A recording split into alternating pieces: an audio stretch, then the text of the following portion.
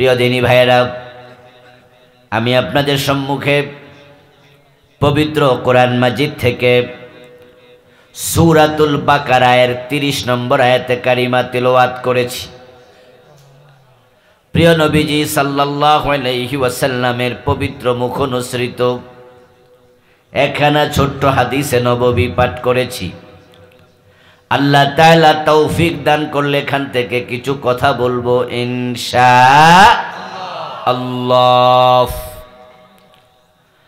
আল্লাহ তাআলা বলেন, ওয়া ইয ক্বালা রাব্বুকা লিল মালাইকাতি, ও নবী স্মরণ করুন ওই সময়ের কথা যখন আপনার প্রভু বলেছিলেন ফেরেশতাদেরকে লক্ষ্য করে, ইন্নী জাইলুন ফিল আরদি খলিফা, ও ফেরেশতারা নিশ্চয় আমি জমিনে প্রতিনিধি প্রেরণকারী, আমি জমিনে খলিফা পাঠাতে চাই। আল্লাহ যখন আদম নবীকে বানাবেন, বানানোর আগে আল্লাহ ফেরেশতাদের সামনে অভিব্যক্তি প্রকাশ করলেন, বললেন আমি জমিনে খলিফা পাঠাবো। ক্বালু আতাজআলু ফিহা মান ইউফসিদু ফিহা, ফেরেশতারা বলল, আমাদের রব আপনি জমিনে এমন খলিফা বানাবেন নাকি যে জমিনের মাঝে ঝগড়া করবে, ফাসাদ সৃষ্টি করবে, ওয়াসফিকুদ দিমা, আপনি এমন খলিফা বানাবেন নাকি যে খলিফা জমিনে রক্তপাত করবে। এই শব্দের মাঝে বোঝা যায় তারা খলিফা আল্লাহ বানাক, ফেরেশতাগণ এটা পছন্দ কথা বলে পছন্দ করছে, তারা চাইছে, তাই তারা বলল দরকার নাই। যারা হানাহানি মারামারি ফাসাদ করবে, রক্তপাত করবে, তাদেরকে আপনি কেন বানাবেন? বানায়েন না। নাহনু নুসাব্বিহু বিহামদিকা ওয়া নুকদ্দিসু লাক, এবং তারা আরো বলল আপনার তাসবিহ পড়ার জন্য, প্রশংসা করার জন্য আমরা ফেরেশতারা তো আছি। ফেরেশতারা আল্লাহর প্রশংসা করে, আল্লাহর তাসবিহ পড়ে, তারা এটা বলল। তারা মনে করলো আল্লাহ বুঝি তাসবিহ পড়ার জন্য আর জিকির করার জন্য নতুন করে মানুষ বানায়, তাই তারা বুঝাইল তাসবিহ পড়ার জন্য খলিফা বানানো দরকার নাই, আমরা তো আছি। আল্লাহ তখন বললেন, ইন্নী আ'লামু মা লা তা'লামুন, ও ফেরেশতারা তাসবিহ তোমরা পড়ো, এটা ঠিক। ফেরেশতারা আল্লাহর তাসবিহ পড়ে। আল্লাহ কুরআন মাজিদের অনেক আয়াতে এটার স্বীকৃতিও দিয়েছে। আল্লাহ তাআলা বলছে, আল্লাযীনা ইয়াহমিলুনাল আরশা ওয়া মান হাওলাহু ইউসাব্বিহুনা বিহামদি রাব্বিহিম। আল্লাহ তাআলার আরশে আজিমকে কাঁধে নিয়ে দাঁড়ায় আছে ফেরেশতারা, এবং তার চারপাশে দাঁড়ায় আছে ফেরেশতারা গোল হয়ে, এবং তারা সবাই ইউসাব্বিহুনা বিহামদি রাব্বিহিম, তাদের রবের তাসবিহ পড়ছে, প্রশংসা করছে। আল্লাহ নিজেও বলেন ফেরেশতারা আমার তাসবিহ পড়ে, আর ফেরেশতারাও কয় তাসবিহ পড়ার জন্য আমরা তো আছি। আল্লাহর আরশ বহনকারী ফেরেশতার সংখ্যা হলো 8 জন। কয়জন? ইয়াহমিলু আরশা রাব্বিকা ইয়াওমা ইযিন সামানিয়া। আল্লাহর আরশ বহনকারী ফেরেশতা হলো 8। তারা 8 জনে কান্দের মাঝে আরশে আজিম নিয়া শুধু তাসবিহ পড়ে। 8 জন খাড়ায়া খাড়ায়া রাজনীতির গল্প কি করে, গীবত করে, শেকায়াত করে, ফাও ফাও ফেসবুক টিভি, মোবাইল টিভি, কি করে? কথা বলতে হবে। কি করে? তারা শুধু 8 জনে তাসবিহ পড়ে না, ওয়ামান হাওলাহু, এবং আরশের চারপাশে যারা আছে তারাও আল্লাহর তাসবিহ পড়ে। আরশের চারপাশে যারা দাঁড়ায় আছে তাদের কাতার সংখ্যা কত এবং তাদের সংখ্যা কত এ বিষয় ইতিহাসের কিতাবে তাফসীরের কিতাবে পাওয়া যায়। ওয়াহুম মিনাল কাররুবিয়িন, আরশের চারপাশে দাঁড়ায় আছে যারা তাদেরকে বলা হয় কাররুবিয়িন, ফেরেশতা। এই এই ওঠেন কেন, বসেন। বাজারে কে একটু ঝগড়া লাগছে আর উঠা দৌড় মারছে, আজীব তো। আরশের চারপাশে যে ফেরেশতা আছে তাদেরকে বলে কাররুবিয়িন। ওয়াজ বাড়িতে নিয়েন, কিছু মনোযোগী হন। ওদের নাম কি? কাররুবিয়ুন। বলুন কি নাম? কাররুবিয়ুন। ওহুম মিনাল কাররুবিয়িন সাফফুহুম মিআতু আলফ ওয়ালা ইউহসা আদাদুহুম। আরশের চারপাশে দাঁড়ানো কাররুবিয়িন ফেরেশতাদের কাতার হলো 1,00,000। প্রতি কাতারে কয়জন ফেরেশতা আছে তার সংখ্যা অগণিত, আল্লাহ ছাড়া কেউ জানে না। সব ফেরেশতা দাঁড়াইয়া একটা কাজ করে, আল্লাহর প্রশংসা সহ তাসবিহ পড়ছে। ফেরেশতারা আল্লাহর তাসবিহ পড়ে প্রশংসা করে, কথা সত্য। এমন কিছু ফেরেশতা আছে যে ফেরেশতাকে আল্লাহ তাআলা বানানোর পরে দায়িত্ব দিছে, সিজদায় যাও তাসবিহ পড়ো। মাথা তুলো না দ্বিতীয়বার আদেশ না দিলে, রুকুতে যাও তাসবিহ পড়ো, মাথা তুলো না দ্বিতীয়বার আদেশ না দিলে, দাঁড়ায়া দাঁড়ায়া তাসবিহ পড়ো, পা নড়াচড়া করবে না দ্বিতীয়বার আদেশ না দিলে। ওই ফেরেশতা সিজদায় আছে, রুকুতে আছে, দাঁড়ায়া তাসবিহ পড়ছে, এক সিজদায় কিয়ামত হবে, কোনোদিন মাথা তুলবে না। এবার আপনারা একটু বলুন তো, আল্লাহর তাসবিহ ফেরেশতারা আমাদের চেয়ে কম পড়ে না বেশি পড়ে? বেশি পড়ে। এজন্যই তারা বলছে আমরা তো তাসবিহ পড়ার জন্য আছি, তো নতুন করে মানুষ বানানো কি দরকার? আল্লাহ জবাব দিলেন, ও ফেরেশতারা, আমি শুধু তাসবিহ পড়ার জন্য, জিকির করার জন্য খলিফা বানাই না। ইন্নী আ'লামু মা লা তা'লামুন, খলিফা কেন বানাই সেটা আমি জানি, তোমরা জানো না। মানুষ নামকে খলিফা আল্লাহ কেন বানাবে এটা আল্লাহ বলে আমি জানি, ফেরেশতা তোমরা জানো না। এই আয়াত দিয়ে বোঝা যায় মানুষ বানানোর উদ্দেশ্য ফেরেশতাদের বোধগম্য নয়, তাদের এলমে এটা নাই, এটা আল্লাহ জানে।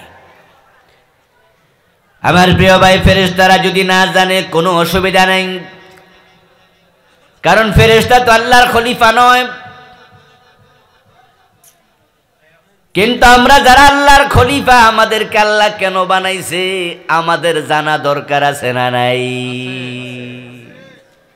ঝামেলা হয়েছে এখানে। ফেরেশতারা জানে না আল্লাহ কেন মানুষ বানায়। আমরা যারা স্কুল কলেজ মাদ্রাসাতে শিক্ষকতা করি, যিনি আরবি টিচার তিনি যদি আরবি না জানেন উপায় আছে? চাকরি থাকবো? অঙ্কের টিচার যদি বলে আমি অঙ্ক জানি না, ছাত্র বলবে স্যার তাহলে ক্লাসে আইছেন কেন? ইংরেজির টিচার বলবে ইংরেজি জানি না, চাকরি টিকবে না। আমি হলাম হাদিসের শিক্ষক, আমি যদি বলি আমি কেমিস্ট্রি জানি না, বায়োলজি জানি না, আমি রসায়ন জানি না, তাহলে আমি হাদিসের ওস্তাদ, আমি কেমিস্ট্রি না জানলে কোনো অসুবিধা।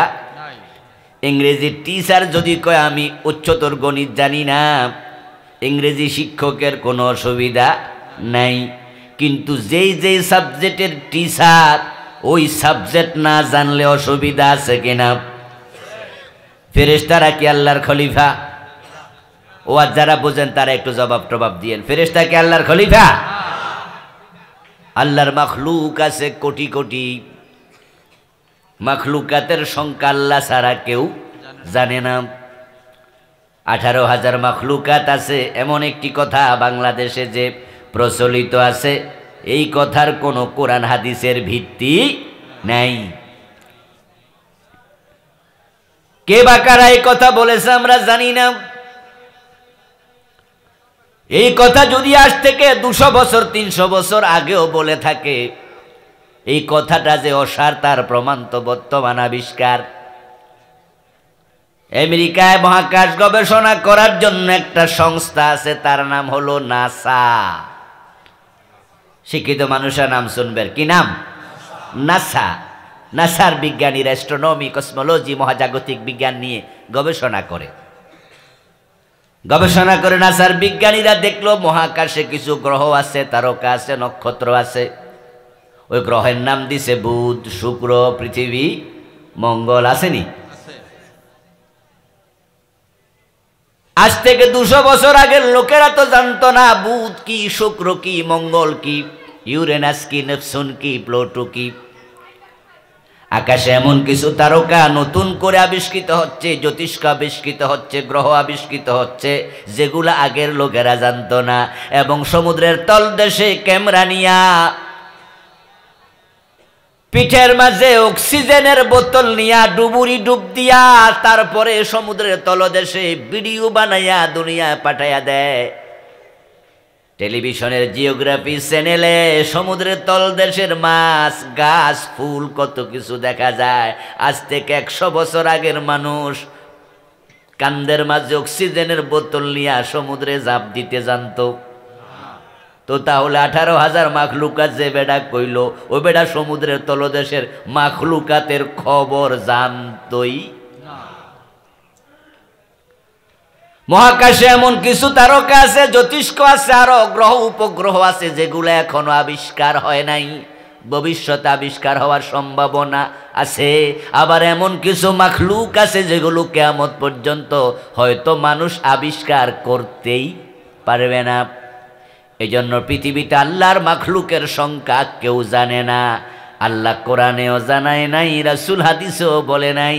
আমরা মাখলুকাতের সংখ্যা জানি না, কত লাখ, কত হাজার, কত কোটি। কিন্তু একটা বিষয় জানি, মাখলুকাত যত কোটি হোক, আল্লাহর খলিফা শুধু একটা মাখলুক, ওই মাখলুকের নাম হলো মানুষ। মানুষ ছাড়া আল্লাহর কোনো খলিফার নাই। ও ফেরেশতারা, ইন্নী জাইলুম ফিল আরদি খলিফা, আমি জমিনে খলিফা বানাবো। ফেরেশতারা বলল বানায়েন না।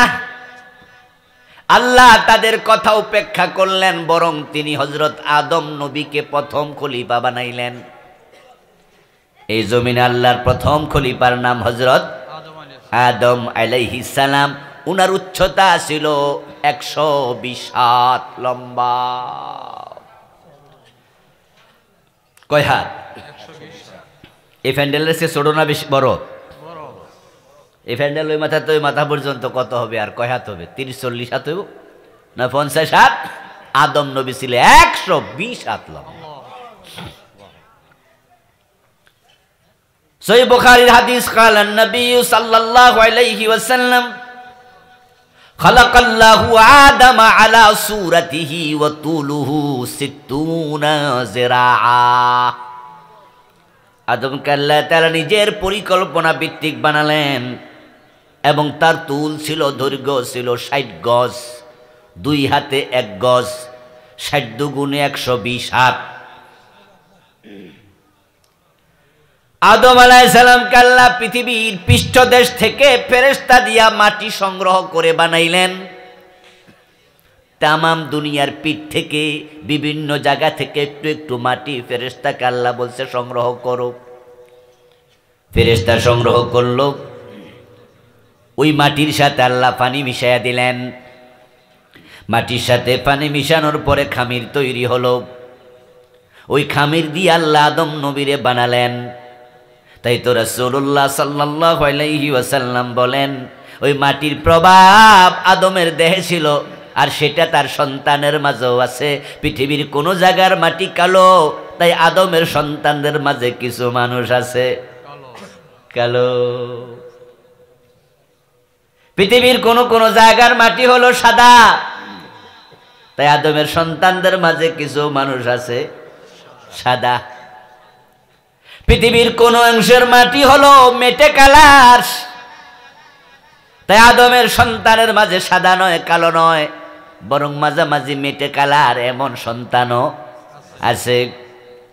আল্লাহ রাসূল বলেছেন মাটির প্রভাব সন্তানের মাঝে, কিছু মাটি আছে কোমল, তাই আদমের কিছু সন্তানের হৃদয় বড়। কথা কয় না রে, সব কি আমি কমো? নিজেরাও তো কিছু কইয়া লাগবো নাকি? মন বড় নরম এমন লোক আছে না নাই? কিছু মাটি আছে বড় রুক্ষ। প্রিয় নবীজি বললেন কিছু মাটি বড় শক্ত। তাই আদমের সন্তানের মাঝে কিছু মানুষ আছে যাদের হৃদয়টা বড়ই শক্ত। আল্লাহ ৬০ গজ লম্বা ১২০ হাত আদম বানালেন। ওই মাটির ৩টা বর্ণনা কোরআনে পাওয়া যায়। একটা হলো মিন হামাইম মাসনুন, আরেকটা হলো মিন তিনিল লাযিব, আরেকটা হলো মিন সালসালিন কাল ফাখার। আল্লাহ বলে আমি আদমকে বানাইছি কাদা মাটি দিয়ে। আরেক আয়াতে বলেন আমি আদম বানাইছি এঁটেল মাটি দিয়ে। সূরা রহমানে বলেন আমি আদম রে বানাইছি ঠন ঠনে শুকনা মাটি দিয়া। এর মানে হলো প্রথম যখন সংগ্রহিত মাটিতে আল্লাহ পানি মিশায়া দেয়, আদমের দেহের মাঝে উপাদান ছিল মোট ৪টা। কয়টা? কয়টা? ওয়াজ বাড়ি পর্যন্ত যাইবনি? ইয়েস। ওয়াজ হয়েছে কেমন? দারুণ হয়েছে। কি কইছে? কই মনে নাই। তাহলে ওয়াজ শুনছে না আওয়াজ শুনছে? অনেক শ্রোতা এমন আছে কিন্তু হেরা হুজুরের ওয়াজ শুনতে আয় না, হাসতে আই। কই হুজুর খুব হাসায়, চলো। এবং এই ইউটিউবওয়ালারা ইউটিউবে রেকর্ড কইরা নাম দেয়, হাসতে হাসতে পেটে ব্যথা। এবং আপনারা ফেসবুকে ঢুকে দেখবেন, ইউটিউবে ঢুকে দেখবেন যে হুজুরের ছবি দিয়া ওয়াজের নাম দিছে হানা হাসি আসলে এমবি ফেরত। ফাইজলামি কারে কয়? আর বাস্তবতাও আছে, কিছু হুজুর এই ওয়াজের মঞ্চকে হাসির নাটকের মঞ্চ বানায় ফেলছে, ঠিক কিনা? আল্লাহ ওদের হেদায়াত দান করো, বলে আমিন। আবার বলুন আমিন। বেশি হাসবেন না, বেশি হাসলে কলব শক্ত হয়ে যায়। বেশি হাসা মোমেনের সাজে না। রাসূলুল্লাহ সাল্লাল্লাহু আলাইহি সাল্লামের অধিকাংশ সাহাবী ইন্তেকালের আগে অন্ধ হয়ে গেছেন। আর মানুষ অন্ধ হয় চোখের পানি বেশি ঝরলে। হযরত ইউসুফ আলাইহিস সালামকে হারাইয়া বাবা ইয়াকুব আলাইহিস সালাম কাঁদতে কাঁদতে অন্ধ হয়ে গেছে। কোরআন তার প্রমাণ। যখন ভাইয়েরা ইউসুফ আলাইহিস সালামকে খুঁজে পাইছে মিশরে, ওখানে তখন হযরত ইউসুফ আলাইহিস সালাম ভাইদেরকে উনার গায়ের জামাটা খুলে দিছে, দিয়া বলছে আমার বাবার চোখের মাঝে লাগাইও, আমার বাবা চোখ ফিরে আসবে। ওই জামা চোখে লাগানোর পরে চোখের আলো ফিরে এসেছে। আল্লাহ কোরআনে আল্লাহ বলেছে। তাহলে ইউসুফকে হারাইয়া বাবা কাঁদতে কাঁদতে কি হয়ে গেছে? এতে বোঝা যায় বেশি কাঁদলে চোখের পাওয়ারটা কমে। এই জন্য অধিকাংশ সাহাবী শেষ জীবনে অন্ধ হয়ে মারা গেছে। ফালিয়াদহাকু কালিলান ওয়ালিয়াবকু কাসীরা। আল্লাহ বলছেন তারা যেন কম কম হাসে, তারা যেন বেশি বেশি কাঁদে। আরশে আজিমের নিচে, আরশে আজিমের নিচে আল্লাহ তাআলা হাসরের দিন 7 ব্যক্তিকে ছায়া দেবেন। তার মাঝে একজন রাজুলুন যাকারাল্লাহ খালিয়ান ফাফাদাত আইনাহু। আল্লাহর ওই বান্দাকে আরশে আজিমের নিচে বসতে দেবেন যে লোক একান্তে আল্লাহর ভয়ে চোখের পানি ছেড়ে দিয়ে কাঁদে।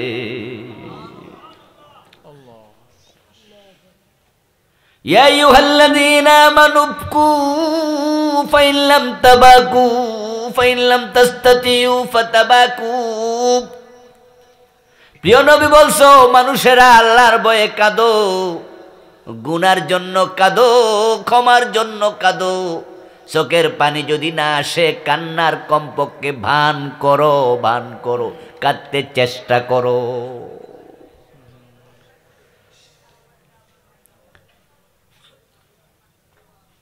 আল্লাহর নিকট দুটি ফোঁটা বড় প্রিয়, বড় দামি। দুটি ফোঁটা জাহান্নামের আগুন নিভায়া দেয়। একটা হলো মুমিনের রক্তের ফোঁটা, যুদ্ধের মাঠে যখন জিহাদের ময়দানে মুজাহিদের রক্তের ফোঁটা জমিনে পড়ে শহীদ হয়, প্রথম ফোঁটাটা বের হওয়ার সাথে সাথে আল্লাহ মুজাহিদের জীবনের সবগুলা গুনাহ মাফ করে দেয়। এই ফোঁটাটা আল্লাহর কাছে বড় প্রিয়, রক্তের ফোঁটা। যুদ্ধের মাঠে গিয়ে শহীদ হও। আরেকটা হলো মুমিনের চোখের পানির ফোঁটা। প্রিয় নবী বলছেন, মা মিন আবদিন মুমিন ইয়াখরুজু মিন আইনাইহি দুমু ওয়ালাউ কানা মিসলু রাসিজ যুবাবি মিন খাশিয়াতিল্লাহ হাত্তা ইউসিবা হাররা ওয়াজহাহু ইল্লা হারামাল্লাহু আলাইহিন নার। মুমিন যদি আল্লাহর ভয়ে কাঁদতে পারে একান্তে, তার চোখ থেকে যদি মাছির মাথা পরিমাণ পানি বের হইয়া তার গাল স্পর্শ করে, সাথে সাথে আল্লাহ তার জন্য জাহান্নামের আগুনকে হারাম বানায়া দেয়। হাসবেন না বেশি, ওয়াজকে হাসির মঞ্চ বানানো যাবে না। তবে হ্যাঁ, রাসূলও তো মাঝে মাঝে হাসতেন না, এজন্য সারাক্ষণ কান্না করবেন তাও না, মাঝে মাঝে হাসা না জায়েজ না। এজন্য মাঝে মাঝে একটু হাসির কথা আসতেই পারে, কিন্তু সারাক্ষণ হাসাহাসি করা এটা ওয়াজের আদব হতে পারে না। চল চল চল, যুবকেরা কয় অমুক হুজুরের ওয়াজ বড় মজা, সারাক্ষণ হাসতে পারবি। ওয়াজ শুনছে হাসছে, ওয়াজ শুনছে কানছে, যাওয়ার সময় জিগাইছে কি ওয়াজ করছে মনে নাই। এমন ওয়াজ শুনে কোনো লাভ নাই, ওয়াজ বাড়ি নেবেন। রাজি আছেন তো? কি জানি প্রশ্ন করছিলাম, কি জানি প্রশ্ন করছি, 4টা বিষয় উত্তর দিলেন যে। আদম আলাইহিস সালামের বিষয়ে তো কথা বলছিলাম।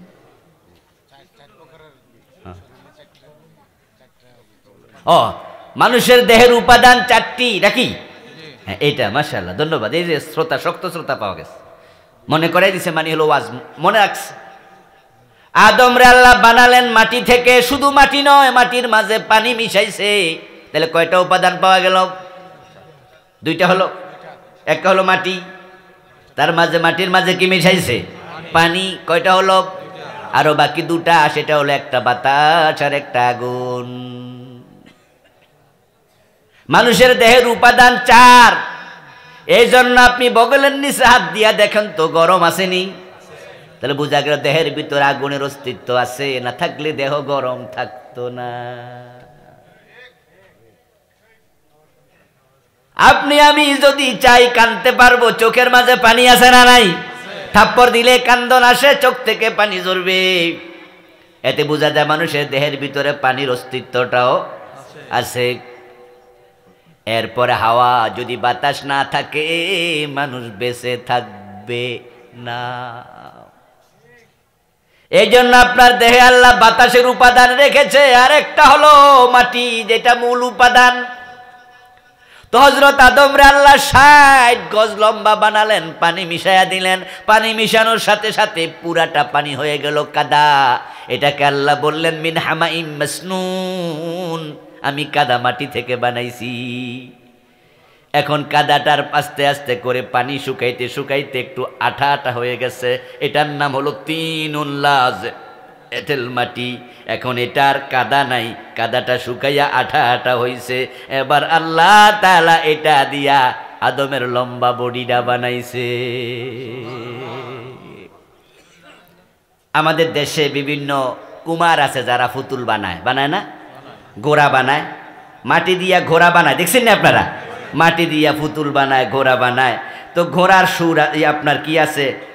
পা আছে, চোখ আছে, হাত আছে। পুতুলের ওইরকম হাত, চোখ এগুলো আছে।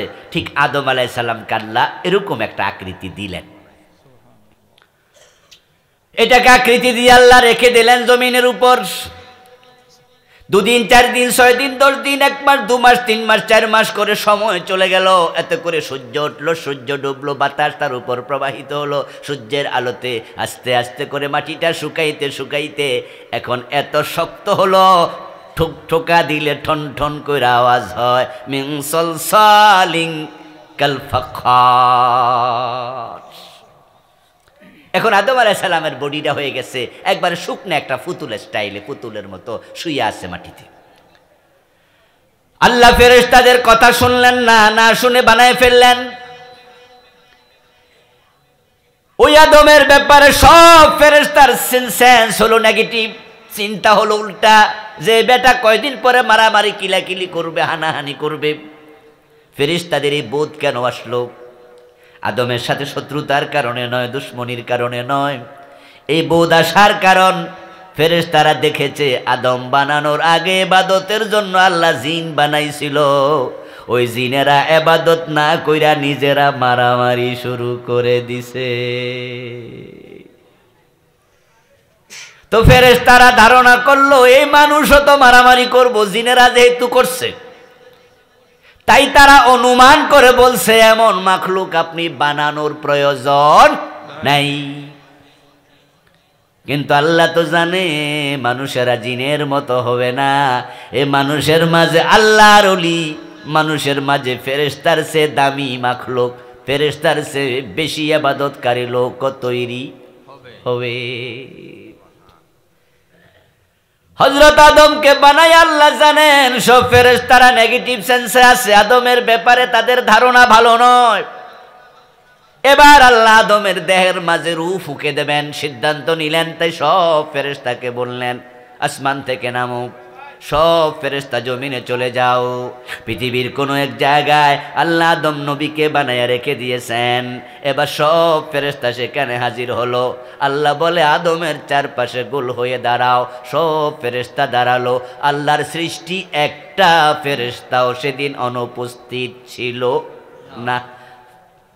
সব ফেরেশতা এক জায়গায় হাজির।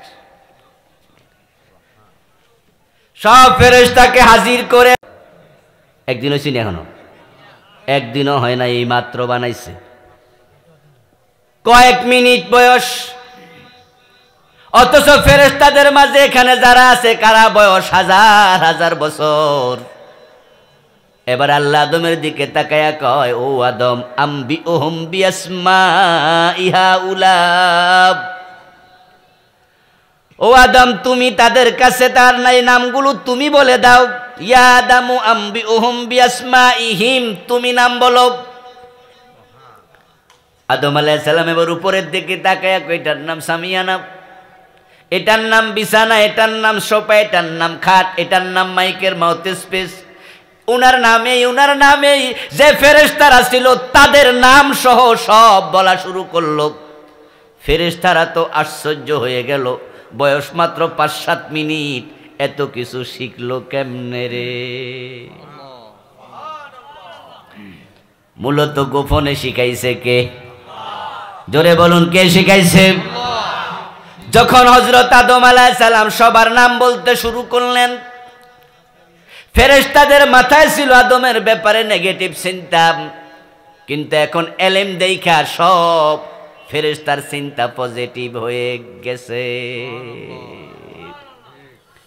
ফেরেশতারা সবাই ভাবতেছে কি আশ্চর্য মাখলুক, সব কিছু জানে। আমার নাম জিব্রাইল, উনার নাম মিকাইল, উনার নাম আজরাইল, উনার নাম ইসরাফিল, উনার নাম এই সব কিছু জানলো। এত এলেম পাইল কই? প্রমাণ হয়ে গেল আদমের এলেম, আদমের জানা শোনা ফেরেশতার চেয়ে কম না বেশি। হযরত আদমের প্রতি যখন ফেরেশতাদের সেন্স পজিটিভ হয়ে গেল, আল্লাহ সাথে সাথে বললেন উসজুদু লি আদম। যেহেতু আদমের শ্রেষ্ঠত্ব প্রমাণিত হলো, তোমরা সবাই মিলে আদমরে সিজদা করো। ফাসাজাদাল মালাইকাতু কুল্লুহুম আজমাউন। যত ফেরেশতা সেখানে হাজির সবাই মিলে দল বেঁধে একসাথে আদমকে সিজদা করলো। হযরত আদম আলাইহিস সালামকে আল্লাহ তাআলা সিজদা করে প্রমাণ করে দিলেন আল্লাহর নিকটে ফেরেশতাদের চেয়ে আদমের দাম কম না বেশি? জোরে বলুন, কম না বেশি? আল্লাহ প্রমাণ করে দিলেন জিবরিল ও মিকাইল আজরাইল ইসরাফিল তোমরা ফেরেশতাদের নেতা, তোমাদেরকে তার নিকটে মাথা নত করাই আমি আল্লাহ বুঝাইয়া দিলাম ও জিব্রাইল তোমার চেয়েও আদমের সম্মান আমার কাছে বেশি। এজন্যই তো মানুষকে বলে আশরাফুল মাখলুকাত, মানুষ হলো সব সৃষ্টির মাঝে সেরা। হযরত আদম আলাইহিস সালামের জমিনে আল্লাহর প্রথম খলিফা, উনার দাম ফেরেশতার চেয়ে বেশি। কুরআন মাজিদ আল্লাহ তাআলা বলছেন ওয়ালাকাদ কাররামনা বানি আদম, শুধু ফেরেশতা না, শুধু আদম না, আমি আদমের সন্তানদের সম্মানও বাড়াইয়া দিছি। আদমের সন্তানেরা যখন মাদ্রাসায় যাবে, মসজিদে যাবে, কোরআন শিখার জন্য মাহফিলে যাবে, আমি ফেরেশতাদেরকে বলবো ফেরেশতারা তাদের পায়ের নিচে তোমরা তোমাদের পাখা বিছায়া দাও। মানুষ যখন কোরআনের মজলিসে যায়, কোরআন শিখতে যায়, ফেরেশতা পায়ের নিচে পাখা বিছায়, এমন হাদিস কি আপনারা কোনোদিন শোনেন নাই? শুনছেন সবাই? পাখা বিছায়া তারাও প্রমাণ করে আপনাদের সম্মান তাদের চেয়ে বেশি। সম্মান কে দিল? মাশাআল্লাহ, জোরে বলেন কে দিল? এখন সম্মানের জায়গায় কিন্তু থাকতে হবে। যার সম্মান যত বেশি তার দায় দায়িত্ব তত বেশি। দায়িত্ব পালন না করলে অপমান হওয়া লাগবে ঠিক ততটাই বেশি। এটাই দুনিয়ার নিয়ম। মেম্বার সাহেবের চেয়ে চেয়ারম্যানের সম্মান বেশি, তাই চেয়ারম্যান সাহেবের দায়িত্বটা একটু, এমপি সাহেবের দায়িত্ব সম্মান দেখুন তো মেম্বারের চেয়ারম্যানের চেয়ে কম না বেশি? এমপির দাম চেয়ারম্যানের চেয়ে বেশি, এমপির দায়িত্বটাও একটু। মন্ত্রী সাহেবের সম্মান এমপির চেয়ে বেশি, তাই মন্ত্রী সাহেবের দায়িত্ব বেশি। প্রধানমন্ত্রীর সম্মান সব মন্ত্রীর চেয়ে বেশি, তাই প্রধানমন্ত্রীর দায়িত্বটাও বেশি।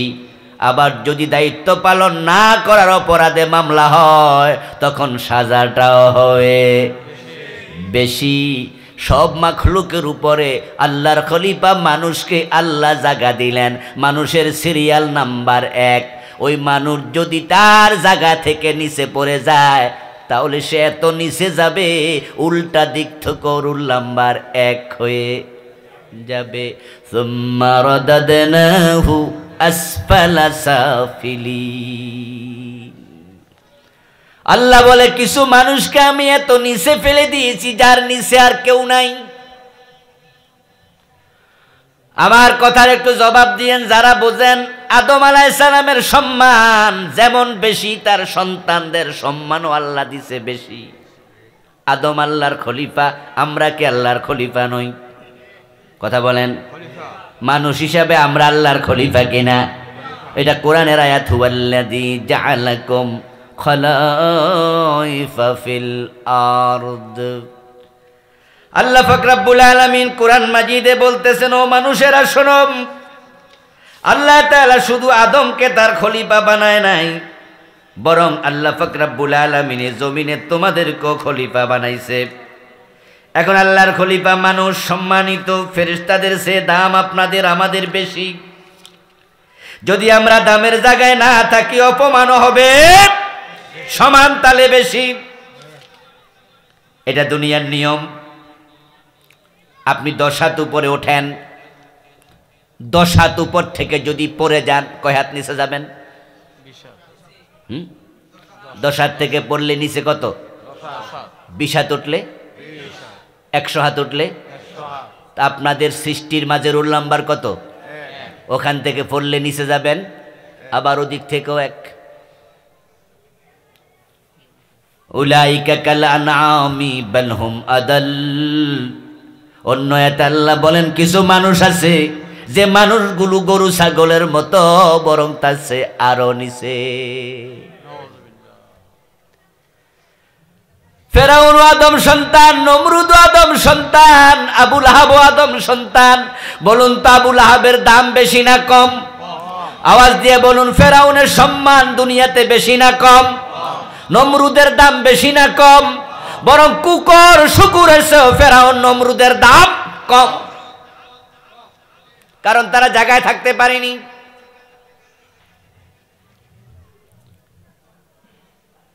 আপনাদের মাঝে যারা গরিব মানুষ তাদের সম্মান কম, তারা চা দোকানে গেলে কেউ চেয়ার ছেড়ে দিয়ে দাঁড়ায় না, সাইকেল চালায় অফিসে যায় গরিব মানুষ, ও সাইকেল থামাইয়া চা দোকানে ঢুকছে, কেউ সার কইয়া খাড়ায় নাই। যদি সেই লোকটা একটু মোটর সাইকেল কিনতো আর মোটর সাইকেল নিয়ে চা দোকানের সামনে যাইতো, তাহলে কমপক্ষে 2-4 জন কেডা আইসে একটু চাইয়া হইল তাকাইতো।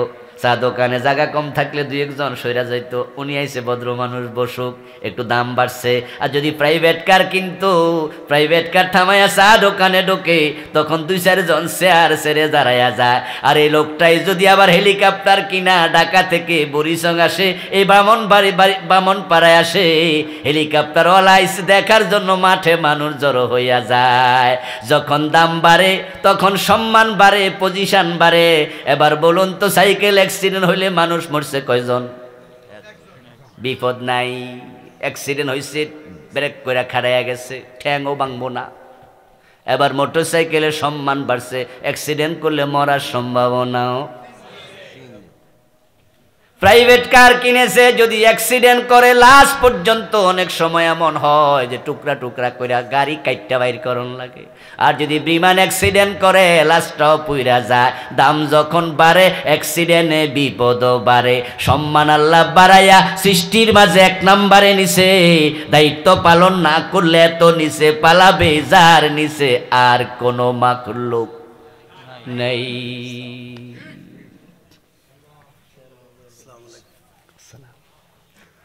ও প্রিয় ভাই, আল্লাহ তাআলা আপনাকে খলিফা বানায়া কি দায়িত্ব দিলেন? ফেরেশতারা জানা দরকার নাই ফের খলিফার দায়িত্ব কি, কিন্তু আমরা যারা আল্লাহর খলিফা, আল্লাহ আমাদের কেন বানাইলেন আমাদের জানা দরকার আছে না নাই? আমাদেরকে আল্লাহ তাআলা খেলাফতের দায়িত্ব পালন করার জন্য বানাইছে।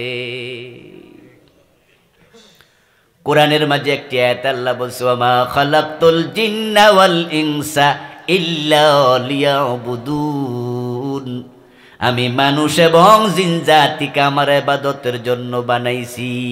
ইবাদতকারী মাখলুক হলো 2টা, একটা হলো মানুষ আর একটা হলো জিন। এবার বলুন তো, জিন কি আল্লাহর খলিফা নাকি? তাহলে আল্লাহর খলিফা কয়টা? তাহলে বোঝা গেল শুধু ইবাদত করলে কাম হবে না, ইবাদত তো জিনেরাও করে, কিন্তু জিনেরা তো খলিফা না। আমরা যেহেতু খলিফা, তাইলে ইবাদতের বাহিরে খেলাফতের দায়িত্বটাও আছে না না?